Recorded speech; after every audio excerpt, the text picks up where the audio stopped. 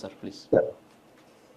Sir ఇప్పుడు అజయ్ కుమార్ గారు అంటే మీరు ప్రశ్న వేశారు, దానికి నేను సమాధానం చెప్పాను. వైఎస్ఆర్సీపీని తోలనాడాలనేది నాకేం లేదు. ఇప్పుడు ఒక ప్రశ్నకి సమాధానం చెప్పండి అజయ్ కుమార్ గారిని. ఇప్పుడు వైఎస్ఆర్సీపీ 151 స్థానాలతో తెలుగుదేశం పార్టీని మట్టి కనిపించి అధికారంలోకి తెచ్చారు ప్రజలు. ఎందుకు తెచ్చారు?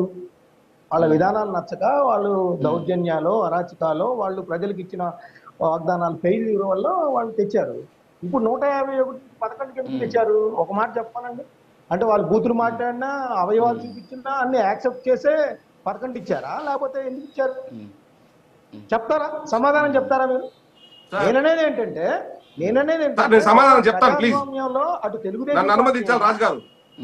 అదే సార్, అదే తెలుగుదేశం పార్టీ అయినా, వైఎస్ఆర్సీపీ అయినా, కాంగ్రెస్ పార్టీ అయినా, కాంగ్రెస్ పార్టీ ఉంది విభజన విషయంలో ప్రజలకి ఆశయాలకి ఆకాంక్షలకు అనుగుణంగా వ్యవహరించింది కాబట్టి మొన్న కూర్చోబెట్టారు.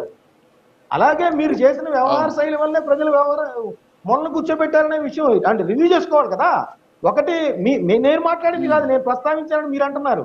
వాసుపల్లి గణేష్ గారు చెప్పారు, మా నేతలు బూతులు మాట్లాడటం వల్ల మాకు ఈ పరిస్థితి వచ్చిందని ఆయన చెప్పారండి.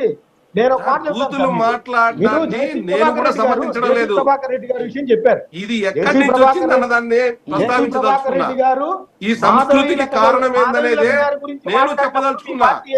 దానికి అడ్డుకట్ట వేయాల్సిన బాధ్యత రెడ్డి గారు ఎవరు వెనకేసుకున్నారు? అలాంటి క్రియేటివ్ జర్నలిజం చేసేటువంటి రాజు గారి మీద కూడా ఉందన్నదే నా అభిప్రాయం. ప్రభాకర్ రెడ్డి గారు ఇంట్లో ఆడవాళ్ళు ఉండగా మీ నాయకుడు వెళ్ళి కుర్చీలో కూర్చుంటాం ఏ విధమైన కరెక్ట్?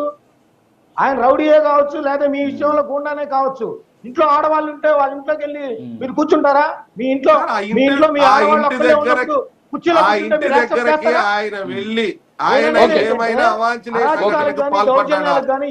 ఆయన అడిగితే నేను ఒక నియోజకవర్గ అభివృద్ధి మీద డిస్కస్ చేయడానికి వెళ్ళానని ఆయన వివరణ ఇచ్చినాడు. నాకైతే తెలియదు ఆయన ఎందుకు వెళ్ళారో, కానీ ఆయన ఇచ్చిన వివరణ మీకు చెప్తున్నా. సమస్య కాదు అన్నా. మీరు వైసీపీని లేకపోతే టార్గెట్ చేస్తున్నారు అనేది కాదు. నేననేది ఏంటంటే వెంట్రుక భాష అనేది ఒక విషయం చెప్తా. మా కోస్తా ఏరియాలో వెంట్రుక అనే పదాన్ని చాలా చండాలంగా వాడతారు. వెంట్రుక కూడా పేకలేదు అనేది చండాలంగా వాడతారు ఇక్కడ నానుడు. అలా వాడకూడదు అనేది ఇక్కడ అందరు ప్రజలు కోరుకుంటారు. వెంట్రుక కూడా పేకలేదంటే నెత్తి మీద వెంట్రుక కూడా కాదు. అది నేను ఉత్తరించడానికి కూడా ఇబ్బందికరంగా ఉంటుంది. ఆ వెంట్రుక పదం అనేది, ఆ వాదం అనేది ఇక్కడ వేరే నానుడు ఉంటుంది.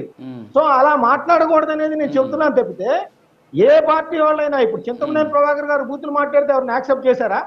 టీటీడీ బోర్డు మెంబరు మాట్లాడితే ఎవరిని యాక్సెప్ట్ చేశారా? బండా సత్యనారాయణ మూర్తి గారు మాట్లాడితే ఎవరిని యాక్సెప్ట్ చేశారా? ఎవ్వరూ చేయరు. అలాంటి భాషను రాజకీయ పార్టీ నాయకులు, అధినేతలుగా ఉండేవాళ్ళు మాట్లాడకుండా ఉంటే బాగుంటుంది అనేది నేను చెప్పింది. బొత్స సత్యనారాయణ గారు చెప్పారంటే బొత్స సత్యనారాయణ గారు వాళ్ళ పార్టీల వాళ్ళకి కూడా చెప్పాలి. అదేవిధంగా మీరు అన్నట్టు చంద్రబాబు నాయుడు గారు కూడా నిన్న చింతమనేని ప్రభాకర్ గారికి వార్నింగ్ ఇచ్చినట్టుగా ఇవ్వాలి. ఖచ్చితంగా జనసేనగా సంబంధించి ఎవరైనా మాట్లాడుంటే ఆ విధంగా ఇప్పుడు ఆమె చెప్పారు, మేము కూడా మాట్లాడినా మంచిది కాదని చెప్పేసి. మన ద్వారంపూడి చంద్రశేఖర్ రెడ్డి గారు చాలా గౌరవనీయమైన భాష వాడారు, మీకు తెలిసే ఉంటది కదా.